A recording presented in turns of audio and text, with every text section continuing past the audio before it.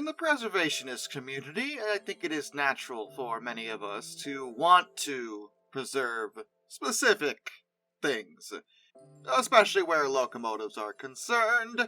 And on occasion I do get the question of which locomotives would I want to restore to operational condition if I actually had the chance to.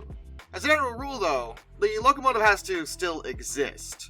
Obviously, if I was including extinct locomotives, this list would be quite a bit different, but I wanted to entertain the notion of it being really possible to restore them, because they're still alive, and the other ones aren't. I'm sure a few of you will argue, hey, well, you could rebuild the extinct ones, and true, maybe we'll do a list like that in the future, but for now, we're gonna focus on ones that wouldn't require me rebuilding them from scratch. Here's 5 locomotives that I would restore to operational condition if I had the money.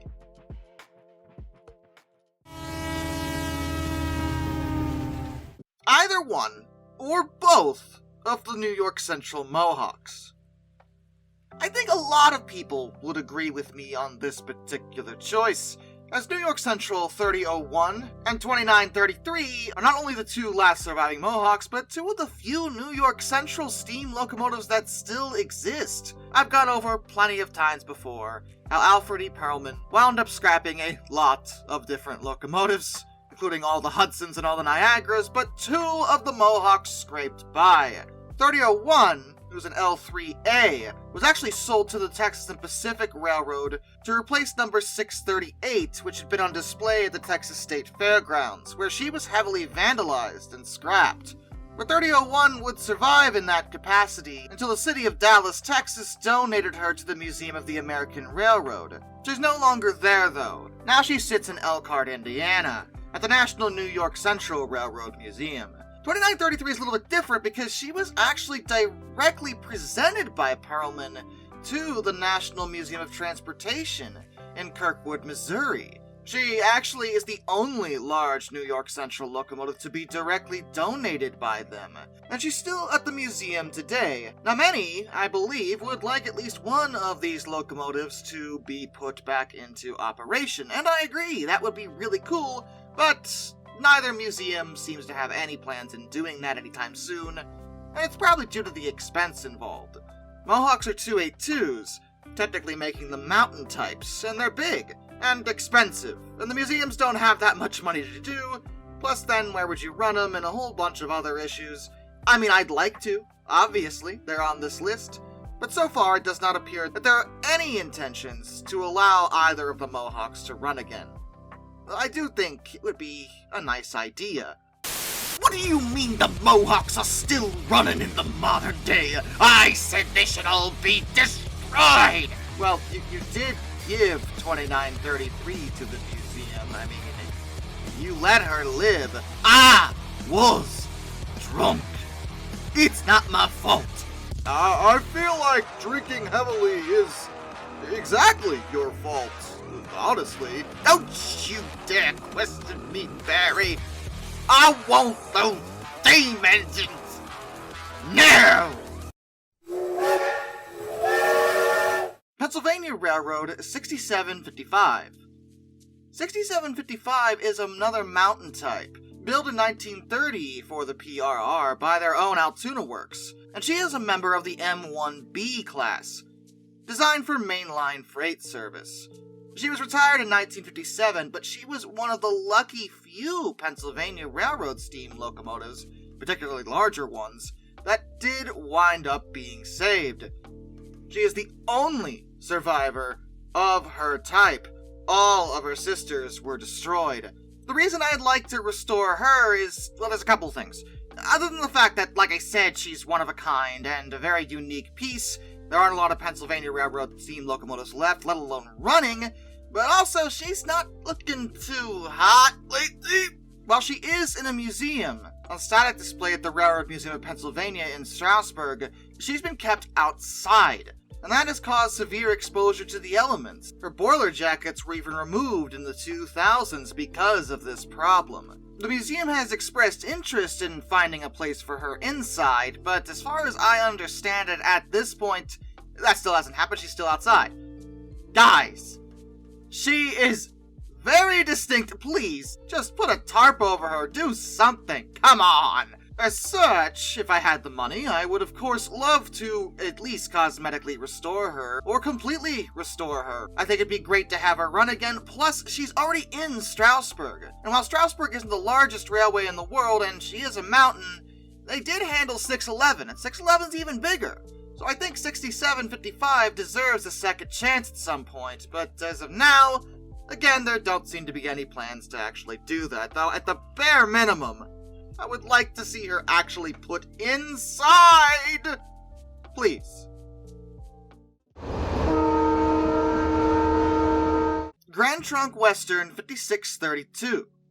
This is a K4B 462 Pacific type steam locomotive that was constructed by Baldwin in November of 1929 for Grand Trunk Western. She was delivered in 1930 along with her sisters 5633 and 5634, though she is the last of her kind. And she did actually have a sister, the K4A 5629. Indeed, if any of this sounds familiar, well, I have a whole video about the absolute tragedy that is the loss of 5629. It was technically a K4A, but the only difference between the A's and the B's was that the B's had an all-weather cab. They were identical besides that, so they were still considered sisters, and regardless, 5632 is not only the last of her kind, but lives on after the tragic betrayal that destroyed her only sibling. At present, she is sitting on static display in Durand, Michigan. And while it seems like she is well taken care of in that capacity, there don't seem to be any plans to actually restore her to operation at this point. Which frankly, I think she should be. If only so she'd have the chance to live on for 5629. 5632 has just been sitting there since the early 60s. And again, she's not in any danger or anything, but I'd like to see her run. Plus, she is a little bit smaller. She's a Pacific. It wouldn't be as expensive to get her running, in theory, depending on a lot of factors. It's hard to know what the inside of her boiler looks like, for example, but still, I think it's something that should be explored one day. Southern Pacific 4460. The edgiest lady of steam, the war baby, the black daylight, the forgotten daylight, or just black light. Edgy! I love 4460. She is the only survivor of the GS6s from Southern Pacific, and that also makes her the only surviving cousin of the sole survivor of the GS4s, Southern Pacific 4449. 4460 was actually donated to the National Museum of Transportation in St. Louis, Missouri, and she is still there, while her cousin, 4449, has basked in the glory of her fame, pulling the American Freedom Train and being one of the most distinctly recognizable engines in America due to her bright coloring. 4460 has dwelled in the shadows. Not just because she's painted black, due to being introduced during World War II, but also the fact that she just hasn't been run again. She hasn't had an excursion career like her cousin got, and frankly, I think she also deserves a chance to shine. There was a rumor that the museum was looking into the possibility of restoring her, but that was really just a rumor. I believe what happened is that a railfan asked one of the museum directors if they had thought about it, and the director, like a fool, said, "Oh yeah, we've thought about it." And everyone kind of ran with that and be like, "They're planning to restore her." No, I don't think that's the case. She's likely to keep sitting there unless a private individual were to step in and offer the museum just a boatload of money in order to allow this to happen. As it stands, I don't think that's going to. She's likely to sit there, alone, forgotten, in this society. We live in a society, cousin! 4460, please, if you would just relax and try to enjoy life a bit more, maybe you would be able to run again. I don't need to run. I don't need anything. This world is imperfect. Cousin, please. If only I could wipe away the impurities. The cousin, and cast the shadow over it that is my life. Santa Fe number 5000, otherwise known as Madam Queen. Listen, if I ever came into a whole bunch of money, I wouldn't actually tell anybody. But there would be signs.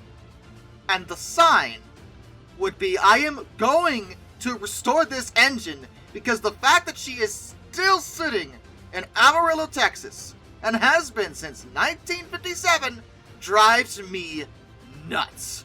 Madam Queen is a sole example of her type. She's a 210 for Texas, and Santa Fe wound up being very happy with her, but because of the Great Depression, they didn't order any more of her exact design. Later Texases would be a little bit different, but in a way would actually be worse than Madam Queen. See, the later Texases were designed for faster speeds, which is great, but in order to accomplish that, they actually had to sacrifice a little bit of their potential tractive effort. As such, Madam Queen was, and still remains, the most powerful steam locomotive by tractive effort, with a single set of driving axles. Seriously, she just is that exact thing. And where is she? Hanging out. Vibing. Not actually moving. She was donated to Amarillo in 1957, and they put her on outdoor static display at the Santa Fe station. In August of 2005, she was actually moved by the Railroad Artifact Preservation Society to another area, 500 Southeast 2nd Avenue, where they plan to construct a building to house and preserve her, but they still haven't actually done that. Like, look, this isn't that hard. Just build a shack over her. I don't care. As long as it's a roof, it's better than nothing. And in July of 2016, the city of Amarillo did propose selling her, but that doesn't seem to have happened at this point, and she's still just sitting there. She is somewhat protected. The Railroad Artifact Preservation Society tries to maintain her as best they can, and she is on the National Register of Historic Places, but she is just sitting there outside. And this is not how you treat royalty, people. This engine deserves to run again. Okay, she does. She deserves it. You cannot just keep the most powerful steam locomotive with a single set of drivers on static display for over 50 years. I can't deal with that. I cannot mentally tolerate it. Fire up Madam Queen, you cowards! I assure you, she is my absolute #1 pick for this kind of thing. And I would do it if I had the money, but you know, it's always the money, you guys. I don't have it. I don't have it. I have bills, unfortunately, and they don't encompass the, I would guess, at least $1 million it would take to accomplish fixing Madam Queen. Because I'd have to buy her first, and since I don't live in Texas, I'd have to have her moved, and then I don't know what kind of shape she's in, and that's a whole lot of other fiasco. Like, it would be a project, but I would want to do it. You know? Because she's the queen! And with that, a special thank you goes out to all my underwater train finders, Some Dude 267, Orange Glass, Benjamin Owens, and Zach A1, Arthur Roy, Brian, Jack Carson's Railroad Videos, Lord Awful 44, A Person 723, Royal Hudson 2060, I Surfer 1405, Charles Kwiatkowski, Matt Weaver, Tom Redlion, NS Productions 8104, Wheeljack 8401, Rescues Greyhounds The Baxter, Caleb Crosswhite, Ohio Trucker 1, Andrew Bowen, Josh Johnson, Caleb Rainwaters, Perez Drenton, Master of None, Mr. Sleepy, Travis Delinsky, Jared Brussel, Joshua Long, Hannah Bird, Amtrak 2024 Productions, Tommy Rossini, Ben McCullough, Panzer Kitsune 131-232, Mark Holding, Dr. Racer 78, G Wiz, Mr. Terevel, Liam Wright, Hayden DeGrow, and of course, my dad. Till next time, this is Darkness, and I bid you all a fun farewell.